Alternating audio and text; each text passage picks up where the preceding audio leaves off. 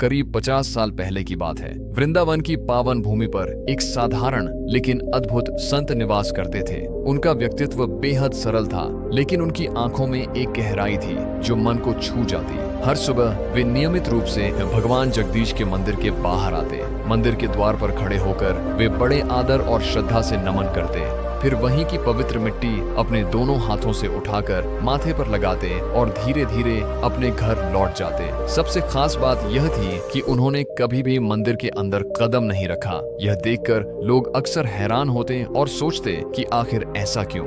फिर भी उनकी विनम्रता और आत्मिक शांति ने सबका दिल जीत लिया था। गांव के लोग उन्हें बड़े सम्मान से जज साहब कहकर पुकारते थे। किसी को नहीं पता था कि वे पहले कौन थे, कहां से आए थे और क्यों उन्हें जज साहब, परंतु उनकी सरलता, ईश्वर के प्रति उनकी अपार भक्ति और उनकी दिनचर्या ने उन्हें सबके दिलों में एक खास जगह दे दी थी। एक दिन एक व्यक्ति ने मंदिर के पुरोहित से जिज्ञासा भरे स्वर में पूछा, उन्हें सब लोग जज साहब क्यों कहते हैं? पुरोहित ने मुस्कुराते हुए जवाब दिया, इस कहानी के पीछे एक गहरी घटना छिपी है। कभी ये संत दक्षिण भारत के एक छोटे से शहर में जज हुआ करते थे। उनका नाम, पद और प्रतिष्ठा सब कुछ था, लेकिन उनकी जिंदगी तब बदल गई जब वे एक गांव के भोले भाले केवट से मिले। फिर उन्होंने कहानी आगे बढ़ाई। उस छोटे से गांव में एक व्यक्ति रहता था जिसका नाम था भोलानाथ। लोग उसे प्यार से भोला भी कहते थे। भोला नाम के साथ साथ स्वभाव से भी बेहद सीधा साधा था। कोई उससे कुछ पूछता तो वह हमेशा यही जवाब देता, भाई मैं कुछ नहीं जानता, जो जाने रघुनाथ जी जाने।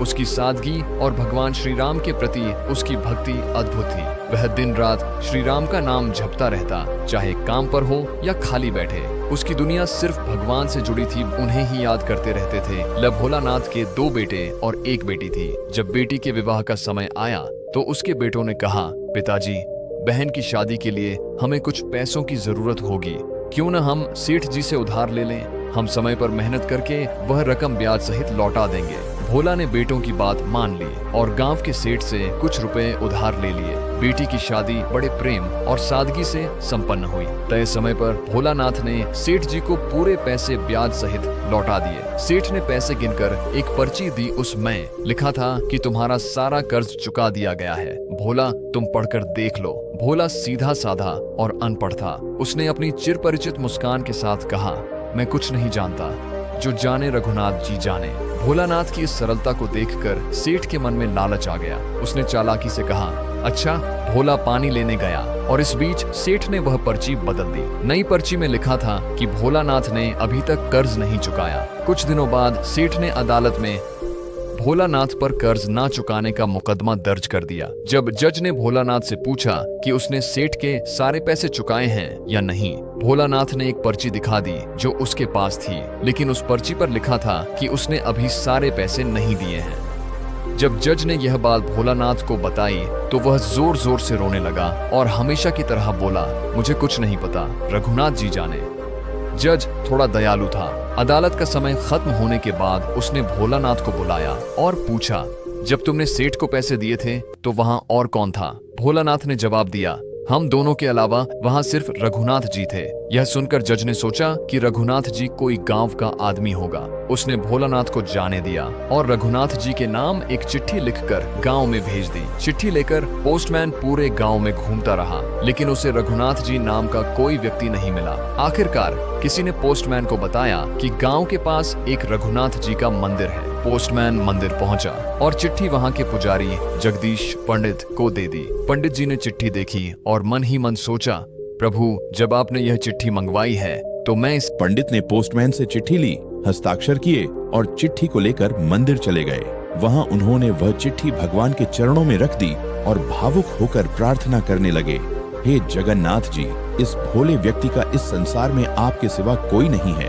अब आप ही इसका मार्गदर्शन करें। अदालत में हाजिर होने की तारीख करीब आ रही थी। पंडित ने बताया कि उन्होंने भोला को पहले ही शहर भेज दिया था ताकि वह समय पर अदालत पहुंच सके। अदालत की तारीख वाले दिन पंडित ने सुबह जल्दी उठकर भगवान को स्नान कराकर सुंदर वस्त्र पहनाए। फिर प्रार्थना की, हे प्रभु, आज आपकी कृपा से ही न्याय होगा। कृपया अदालत में जाकर भोला की सहायता करें। अदालत में जब जज ने भोला से पूछा, तुम्हारे गवाह रघुनाथ जी कहाँ हैं? भोला ने कहा, रघुनाथ जी तो हर जगह रहते हैं, वे यहीं कहीं होंगे। जज ने अपने चपरासी को आदेश दिया, रघुनाथ जी को बुलाया जाए। चपरासी ने जोर से पुकारा, रघुनाथ जी जहाँ भी हों, अदालत में हाजिर हों। कुछ ही देर में सबने देखा कि एक बुजुर्ग व्यक्ति माथे पर तिलक, गले में तुलसी की माला, हाथ में लाठी लिए धीरे धीरे चलते हुए अदालत में दाखिल हुए। उन्होंने जज को प्रणाम किया। जज ने उनसे पूछा, क्या भोला ने सेठ को सारे पैसे चुका दिए हैं? बुजुर्ग व्यक्ति ने उत्तर दिया, हाँ, उसने सारे पैसे चुका दिए हैं। जज ने फिर पूछा, इसका कोई सबूत है? बुजुर्ग ने शांत भाव से कहा, सेठ जी के घर की 3 अलमारियों में से बीच की अलमारी में एक फाइल रखी है, उसमें वह पर्ची है जिसमें सेठ ने पैसे मिलने की पुष्टि की है। जज ने सिपाही भेजे और जैसा अपेक्षित था वही हुआ। उन्हें एक पर्ची मिली जिसमें लिखा था कि भोला ने सारे पैसे चुका दिए हैं। इस पर जज ने भोला को बरी कर दिया और सेठ को दंडित किया। फिर गवाह से पूछने के बाद जज ने भोला से पूछा, रघुनाथ कहाँ रहता है? भोला ने उत्तर दिया, जहां हम रहते हैं। जज ने पुनः पूछा, तुम कहाँ रहते हो?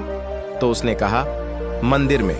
जज साहब ने पूछा, क्या इन्होंने वह मंदिर बनवाया है? भोला ने कहा, साहब मैं आपको क्या समझाऊं, आप तो पढ़े लिखे हैं। फिर उसने बताया कि वह वही व्यक्ति है जो उस मंदिर में बैठे हैं।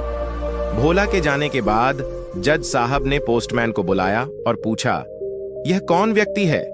पोस्टमैन ने बताया कि यह वही व्यक्ति नहीं है जिन्होंने चिट्ठी पर हस्ताक्षर किए थे। जब जज साहब गांव में गए और पूरी घटना का आकलन किया तो वह गहरे प्रभाव में आए और तुरंत अपने बंगले में लौटकर फूट फूट कर रोने लगे। जब लोगों ने उन्हें समझाया कि यह तो खुशी की बात है क्योंकि भगवान ने उन्हें दर्शन दिए हैं, तो जज साहब ने कहा, जिसे अदालत में हर किसी को पेश होना है वह स्वयं मेरे सामने खड़ा हुआ, और जब वह खड़ा था तब मैं बैठा हुआ था। ऐसा कहकर वह जोर जोर से रोने लगे। फिर जज साहब सब कुछ छोड़ छाड़ कर वृंदावन चले गए और साधु संतों जैसा जीवन बिताने लगे।